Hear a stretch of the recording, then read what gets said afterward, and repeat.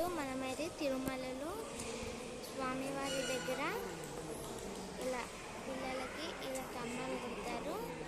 So వీళ్ళైతే ఇలా పూజ చేసి ఇలా కూర్చుంటారు. అందరూ ఇలా కూర్చొని అందరూ పనుకొని అంతా ఉంటుంది. ఇలా ఫుల్ అయితే చాలా పెద్దగా ఉంది.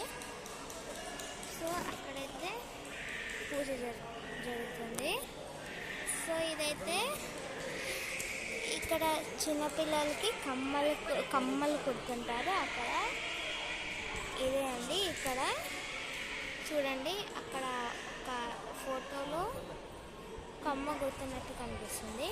ఇదేమో స్వామివారు అంటారు. స్వామివారి తర్వాత ఇక్కడ చిలుక, హనుమాన్ దేవుడు, ఒక ఆమె గరుడ, నారదుడు అక్కడ ఉన్నారు.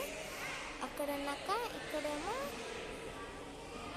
విష్ణు, ఒక మహర్షి, బ్రహ్మ.